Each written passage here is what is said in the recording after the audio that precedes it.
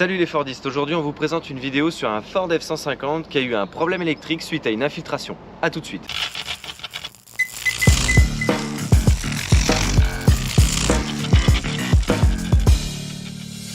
Alors qu'est-ce qui s'est passé sur ce Ford F-150? Eh bien ce Ford F-150 a eu un défaut d'étanchéité. Qu'est-ce qui s'est passé sur ce F-150? Bon, c'est connu, les F-150 ils ont des défauts d'étanchéité sur les lunettes arrière au niveau des joints ou des pare-brises qui sont mal collés. Bon, je vous rassure, ça ne concerne pas que les F-150, il y a beaucoup de véhicules américains importés qui ont cette problématique. Par contre, si ce n'est pas pris suffisamment tôt, ça peut générer beaucoup de problèmes sur les calculateurs. Là, c'est le cas, sur celui-là, le calculateur BCM a été inondé, donc du coup la carte électronique avait des défauts à la masse partout. Il y a une première intervention qui a été faite dessus à distance où le client nous a envoyé carrément son calculateur pour qu'on puisse faire une réfection des cartes PCB.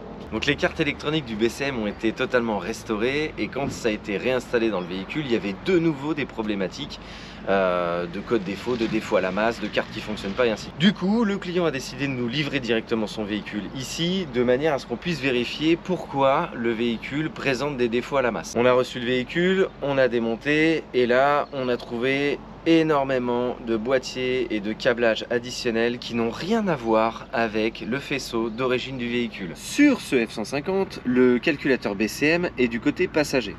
Bon, le gros avantage, c'est que le client, il avait déjà démonté, donc il nous a laissé en fait le chantier dépoilé. Donc en regardant, en fait, on est tombé sur un calculateur additionnel qui avait été branché directement sur le BCM. Et quand je dis directement sur le BCM, c'était vraiment branché repris sur le faisceau, puis branché sur le BCM. Après, on avait des pontages sur les fusibles. On avait des pontages sur les fils du faisceau d'origine, bref, un capharnaüm incroyable. Je vais vous montrer à quoi ça ressemble. Voilà, donc ça c'est typiquement le faisceau qu'on a retiré, donc il y en a partout. Hein. Voilà, donc tout ça c'était connecté sur le BCM, ça allait sur à peu près tous les organes du véhicule, notamment l'organe numéro 1 qui est l'alimentation elle-même du BCM. Ensuite, en remontant le faisceau, on s'est rendu compte qu'au final, il traçait le véhicule de droite à gauche, mais il traçait aussi le véhicule de gauche à l'arrière du véhicule. Donc du coup, on a continué le faisceau, on est allé directement sur les blocs optiques arrière, et là, qu'est-ce qu'on a trouvé? Encore un boîtier additionnel. Donc ça dégage. Mais du coup, un boîtier additionnel branché comme ça, ça envoie des câbles de partout. Quand je dis des câbles de partout, on est à peu près à cette distance-là, ça dégage. Ensuite, latéralement, on avait encore un faisceau et un tressage comme ça dégage. Donc tout ça, ça a été retiré et on repart sur du faisceau d'origine. Bon, évidemment, pour homologuer ce véhicule, le préparateur a fait ce qu'on fait depuis à peu près 25 ans, c'est-à-dire rajouter des feux additionnels, donc du coup un faisceau et ainsi de suite.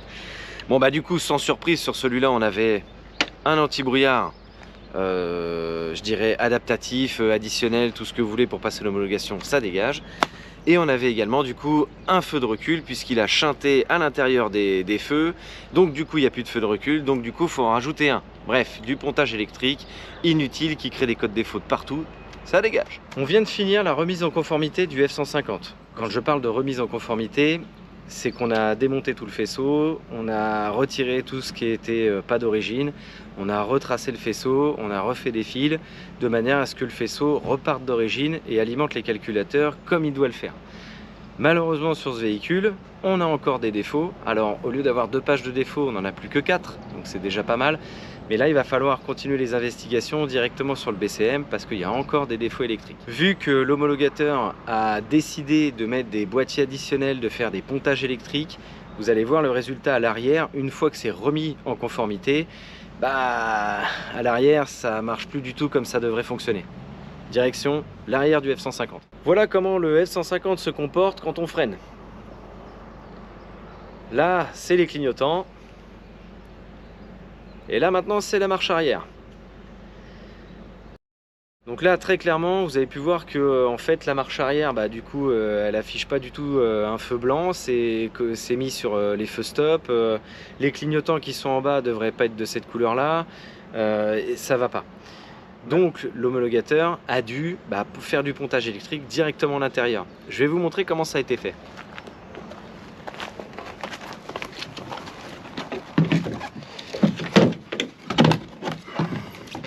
Donc là, comme vous pouvez le constater, le feu il a été ouvert, ça a été trafiqué à l'intérieur et ça a été remastiqué. Ici, on se retrouve avec des fils qui étaient plus connectés. On a refait toute la tresse qui était ici et on avait à peu près 1 km de câble en trop. Après avoir remis le faisceau d'origine, les feux étaient censés fonctionner normalement, ce qui n'est pas le cas. Pourquoi? Parce qu'en fait, il y a encore une modification qui a été faite à l'intérieur.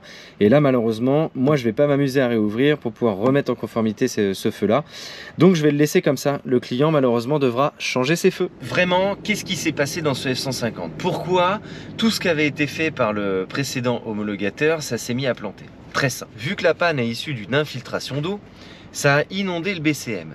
Les boîtiers additionnels que l'homologateur a décidé de mettre pour faire passer l'homologation et ainsi de suite sont branchés en direct sur le BCM. Donc du coup, les boîtiers additionnels aussi ont cramé. Donc ça a généré une cascade de défauts. On avait le F-150 quand il est arrivé, les warnings qui se mettaient tout seuls, les marchepieds qui rentrent, qui sortent, qui rentrent, qui sortent. Il pouvait rouler, mais franchement c'était un sapin de Noël, ça ressemblait plus à rien. Donc le fait de tout retirer pour pouvoir repartir sur un faisceau d'origine, actuellement aujourd'hui on est déjà à une résolution de panne de 98%. Malheureusement on parle d'électricité, on parle de calculateur, on parle de multiplexage, il est quand même pas impossible que le BCM en ait quand même souffert, même si électroniquement on a vérifié, il n'y a pas de problème. Le souci c'est que les microprocesseurs qui sont dessus, s'ils ont été touchés, malheureusement on le saura qu'à la fin et on sera sûrement obligé de changer le BCM. Alors sachez que sur RGR Custom, parce que tu es sur moi en fait, bah oui parce que je le porte. Alors sachez que chez RGR Custom, on ne procède pas comme ça pour homologuer un véhicule américain. Alors je parle bien encore une fois de Ford et Lincoln, peu importe le modèle. Nous, on a un process qui ne touche pas à l'intégrité du véhicule, ce qui nous permet d'avoir une homologation qui est saine et un retour à l'état d'usine qui est sain. Le fait également de ne pas toucher à l'intégrité du véhicule, on ne va pas percer un tableau de bord. Bon, petit ordre d'idée comme ça, sur des Mustangs, un tableau de bord, c'est 1 900 € hors taxe. Nous, on a un process qui nous permet de rajouter du matériel sur le véhicule sans que ça se voit, que ça paraisse totalement d'origine, que ça passe les essais de réal et UTAC et on livre le véhicule au client. Donc, ce F-150 n'est encore pas totalement réparé. Vous aurez la suite dans l'épisode numéro 2 sur la remise en conformité d'un F-150.